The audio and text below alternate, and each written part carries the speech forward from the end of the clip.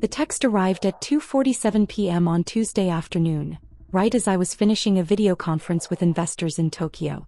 23 people on the call discussing a $400 million acquisition, and my phone buzzed with a message that made my stomach drop. We're having Thanksgiving at Rosewood Bistro tomorrow at 7 p.m. family only. Enjoy your TV dinner. Dad. I stared at the screen for exactly 5 seconds before muting my microphone and typing back, "Have fun." The investors were still talking about market projections and regulatory compliance, but my mind was elsewhere. Rosewood Bistro, the upscale restaurant downtown where my family had celebrated every major holiday for the past 3 years. The place where we'd had my college graduation dinner, where Dad had announced his retirement, where my sister Emma had revealed her engagement. The place where they'd apparently decided I no longer belonged. "Miss Carter." The voice from Tokyo brought me back to the present. "Your thoughts on the timeline?" I unmuted my microphone and delivered a coherent response about due diligence and closing dates, but part of my brain was already calculating something else entirely. After the call ended, I sat alone in my corner office on the 38th floor of the Willis Tower, looking out at Chicago's skyline. 32 years old, CEO of Carter Hospitality Group, owner of 47 restaurants across 6 states, and my family had just uninvited me from Thanksgiving. The irony wasn't lost on me. I picked up my phone and called my assistant. "Jessica, I need you to get me everything you can on Rosewood Bistro. Financial records, ownership structure, any outstanding debts or liens. The restaurant downtown. Is this for a potential acquisition? Something like that. How quickly can you get the information? Give me an hour." While Jessica worked her magic, I pulled up the text thread with my family. The conversation that had led to this moment had been building for months. It started in August when I'd missed my nephew Tyler's birthday party. I'd been in Seattle closing a deal to acquire a farm-to-table restaurant group, but that didn't matter to my family. Emma had sent a long text about priorities and family commitment. Then in September I'd had to leave my cousin's wedding early for a conference call with investors in London. Dad had cornered me in the parking lot, asking when I was going to stop playing businesswoman and settle down like a normal person. October brought the final straw. During what was supposed to be a casual family dinner, my brother Marcus had announced that he and his wife were struggling to afford their mortgage payments. He'd looked directly at me when he said it, an obvious hint for financial help. When I'd offered to look at their budget and suggest some financial planning strategies, Marcus had exploded. "We don't need advice, Sophia. We need help. Real help." "What kind of help?" "The kind that comes with a checkbook." I tried to explain that simply giving them money wouldn't solve the underlying problem, that they needed to address their spending habits and create a sustainable budget. The conversation had ended with Marcus storming out and Emma following him, both of them muttering about how success had changed me. Dad had stayed behind, shaking his head. "I don't know what happened to you, Sophia. You used to care about family." "I do care about family. You care about money. There's a difference." That was 6 weeks ago. Since then, family communications had dwindled to brief, polite exchanges. No invitations to casual dinners. No calls just to chat. No inclusion in the group text where they planned holiday activities. Until today's message making it official, I was no longer considered family. Jessica knocked on my office door at exactly 4 p.m. "I have the information you requested on Rosewood Bistro." He handed me a thick folder. "The owner is David Chin. He's been trying to sell for 6 months. The restaurant is profitable but not hugely so, and Chin wants to retire to Florida. He's asking $2.3 million. What about debts?" "Clean. No outstanding liens, current on all payments. The building is included in the sale. Chin owns it outright." "Has he had any serious offers?" "2, but both fell through during due diligence. One buyer couldn't secure financing, the other got cold feet about the restaurant business." I opened the folder and reviewed the financial statements. Rosewood Bistro was exactly the kind of establishment that would fit perfectly into Carter Hospitality Group's portfolio. High-end, established clientele, excellent location, solid reputation. "Jessica, I need you to call David Chin. Tell him I want to make an offer." "What kind of offer?" "Full asking price, cash, closing tomorrow morning." Jessica's eyebrows shot up. "Tomorrow? That's Thanksgiving." "I'm aware. The banks will be closed. How do we wire that kind of money? I'll handle the financing personally. Can you reach Chin today? I'll try. By 5:30 p.m., Jessica had worked a minor miracle. David Chin was not only available but eager to discuss a sale. Apparently, 6 months of failed negotiations had made him very motivated to close a deal. Ms. Carter, Chen's voice was warm over the phone. Jessica tells me you're interested in purchasing Rosewood Bistro. That's correct. I'm prepared to offer your full asking price of $2.3 million cash with closing tomorrow morning. There was a pause. Tomorrow is Thanksgiving. I understand. I'm willing to pay an additional $200,000 for the expedited timeline. $2.5 million total? That's correct. Miss Carter, may I ask why the rush? I considered my answer carefully. Let's just say I have a personal interest in owning the restaurant by tomorrow evening. Another pause. I'll need to contact my lawyer. Of course.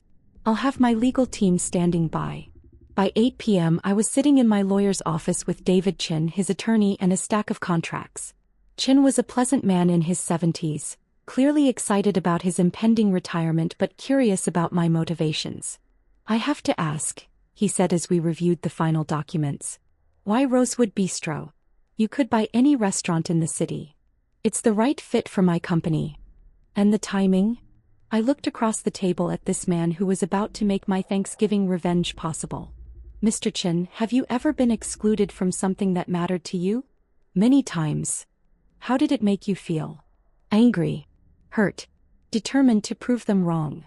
I nodded. That's exactly how I feel. Chin smiled. Well then, I hope Rosewood Bistro serves you well. We signed the papers at 9:23 p.m. By 10 p.m. I owned Rosewood Bistro. The next morning, Thanksgiving Day, I arrived at the restaurant at 6 a.m. The staff was already there, preparing for the evening service under the direction of head chef Antoine Dubois. Miss Carter, Antoine greeted me with confusion. I wasn't expecting you today. There's been a change in ownership, Antoine. As of last night, I own Rosewood Bistro. You, what? I explained the situation quickly, emphasizing that nothing would change for the staff. Same jobs, same pay, same management structure. The only difference was that I would be taking a more hands-on role in operations, starting immediately. There is one thing, I added. I need you to prepare a special table tonight. Table 12, the private dining room. I want it set for 8 people, but I only want 7 chairs. Antoine looked confused but nodded. Of course. Anything else? Yes. I want you to prepare a special menu for that table. Something memorable. By noon I had a plan in place. I'd contacted a local sign company that was willing to work on Thanksgiving for triple overtime pay. By 3 p.m., they'd installed a large, elegant sign in the front window, under new management Carter Hospitality Group. I'd also arranged for a photographer to document the evening. Not for revenge but for my own records. This was a significant moment in my business career and I wanted it properly documented. At 6 p.m., I changed into a black designer dress and took my position in the restaurant's front lobby. I'd sent the hostess home early, telling her I wanted to personally greet the evening's special guests. My family arrived promptly at 7 p.m., dressed in their Thanksgiving finest. Dad was wearing his best suit. Mom had on the pearl necklace she'd inherited from her mother. Emma was in a burgundy dress that probably cost more than most people's rent. And Marcus was with his wife Sarah and their 2 kids. They approached the hostess stand where I was waiting, all smiles and holiday cheer, clearly anticipating a lovely family dinner without the complication of their difficult daughter and sister. Dad reached the stand first. When he saw me, his smile faltered. Sophia? What are you doing here? Working, I said pleasantly. How can I help you this evening? Working? What do you mean working? Emma pushed forward. Sophia, we told you this was family only. You can't just show up and... Oh, I'm not showing up as a guest, I interrupted. I'm here as the owner. The silence that followed was absolute. Other diners in the restaurant were starting to notice the commotion near the front entrance. Owner. Marcus found his voice first. What are you talking about? I gestured to the new sign in the window. As of last night, I own Rosewood Bistro. Purchased it from David Chin for $2.5 million. Mom's face went pale. You bought the restaurant? Cash purchase. Closed this morning. Dad was staring at me like I'd grown a second head. Why would you do that? Because you texted me yesterday to let me know I wasn't welcome at family Thanksgiving. I thought it might be nice to host my own. But we already have a reservation, Sarah said weakly. Yes, you do. Table 12, party of 7. Right this way. I led them through the restaurant to the private dining room in the back. The table was beautifully set with fine china and crystal glasses, candles flickering in the center. 7 chairs arranged around a table that could easily seat 8. Where's the 8th chair? Emma asked. There is no 8th chair. He said family only. I'm not family anymore, remember? They stood around the table, clearly unsure how to proceed. Please sit down, I said. Chef Dubois has prepared a special menu for your table. As they reluctantly took their seats, I remained standing. Before your meal arrives, I thought you might be interested in knowing a bit about your new dining establishment. Dad was gripping his napkin like a lifeline. Sophia, what are you doing? I'm giving you the history of Rosewood Bistro. Opened in 1987 by David Chin, a Vietnamese immigrant who started with nothing and built one of Chicago's most respected restaurants. Last year's revenue was $1.8 million, with a profit margin of 22%. We employ 37 people, all of whom will be keeping their jobs under the new management. Marcus was staring at his water glass. We get it. You're successful. You don't have to rub it in. Actually, I do have to rub it in. Because for the past 6 months, you've all acted like my success was something to be ashamed of. Like being a businesswoman made me less of a person, less of a family member. That's not true, Mom said softly. Isn't it? When's the last time any of you asked about my work? When's the last time you showed interest in what I've accomplished? Emma looked up from her menu. Your work isn't exactly relatable, Sophia. Not all of us can just buy restaurants on a whim. You're right. Not everyone can. Do you know why I can? They waited. Because 15 years ago when I was 17 I started washing dishes at a restaurant downtown. I worked every weekend and every summer learning the business from the ground up. In college I worked as a server, a bartender, a line cook. I learned every aspect of restaurant operations. I walked around the table as I spoke, making eye contact with each of them. After graduation I used my savings to buy a food truck. One truck, selling sandwiches outside office buildings. I worked 18-hour days, 7 days a week, for 2 years until I could afford to buy a small cafe. We know your story, Marcus said. Do you? Because you've never seemed interested in the details. You've never asked how I built Carter Hospitality Group from one food truck into a company worth $200 million. The number made Sarah actually gasp. You've never asked about the sleepless nights, the failed deals, the times I ate ramen noodles for weeks because every penny was going back into the business. You've never asked about the mentors who helped me, the mistakes I learned from, the small victories that kept me going. Sophia, Dad said quietly, we're proud of you. Are you? Because 6 weeks ago when Marcus asked for financial help, I offered to sit down with you both and help create a budget, help you find ways to increase your income and reduce your expenses. Remember what you said? Marcus shifted uncomfortably. I said we didn't need advice. You said I didn't understand real problems because I'd gotten lucky with money. You said success had made me cold and selfish. I was upset. You were embarrassed. Embarrassed that your little sister had more money than you.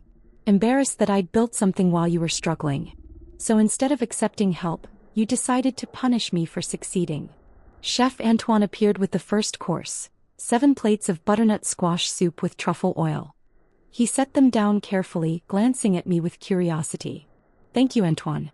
Please tell the kitchen they're doing excellent work tonight.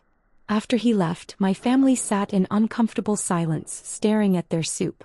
This is a lovely restaurant, Mom said finally, clearly trying to change the subject. It is. David Chin built something special here. He told me yesterday that family had always been the most important thing to him, but he learned over the years that family isn't just about blood relations. It's about people who support each other, who celebrate each other's successes instead of resenting them. We don't resent your success, Emma said. Don't you? When I bought my penthouse apartment, what did you say?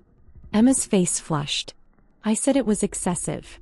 When I hired a personal assistant, what did Marcus say? That you were getting too big for your britches, Marcus admitted. When I started traveling internationally for business, what did Dad say? Dad was quiet for a long moment. I said you were losing touch with your roots.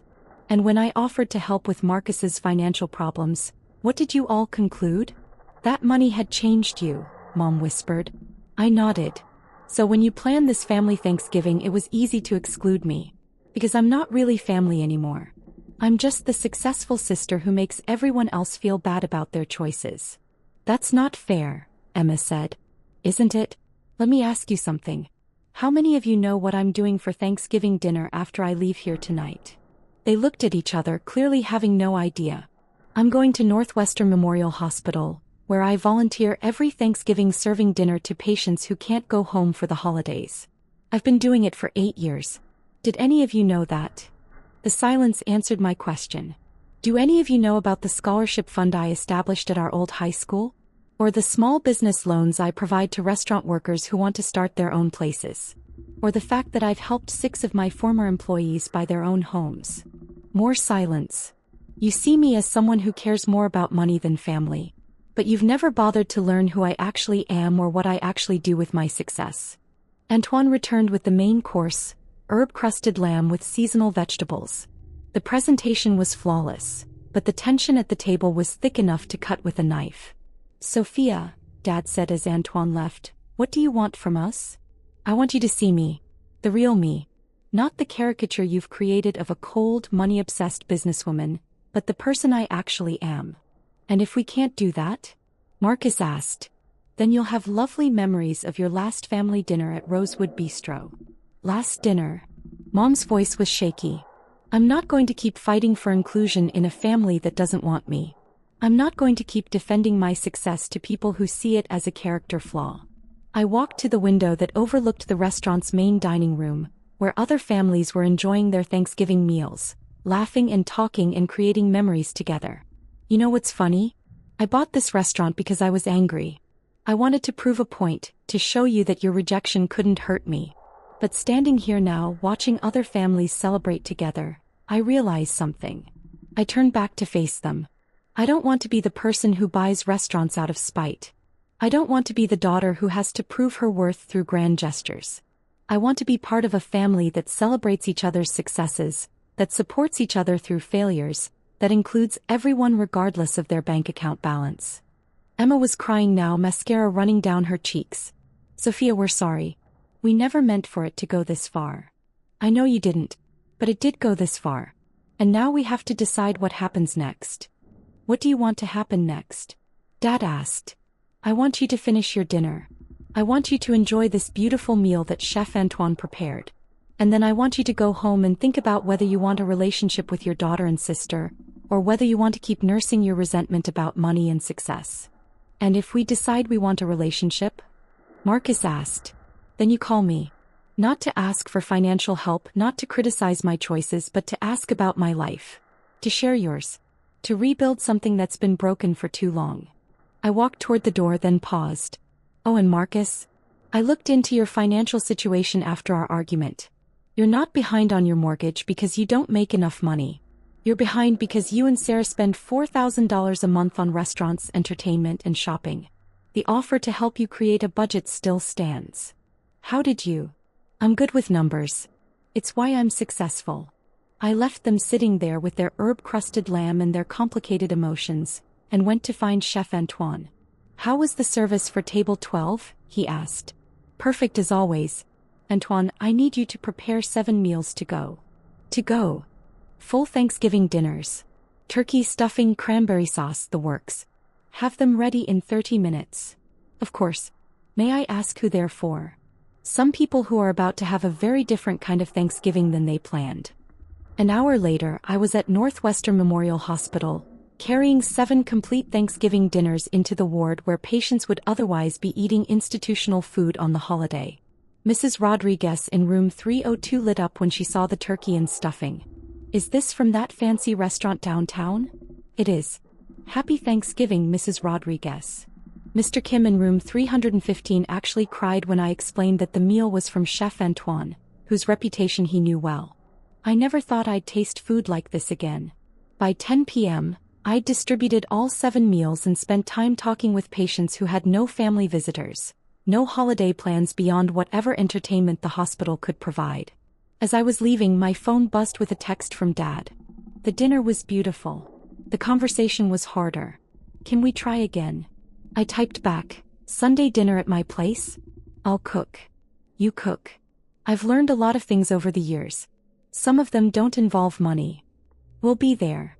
3 months later, Sunday dinners at my penthouse had become a family tradition. Not every conversation was easy and we still had plenty to work through, but we were talking.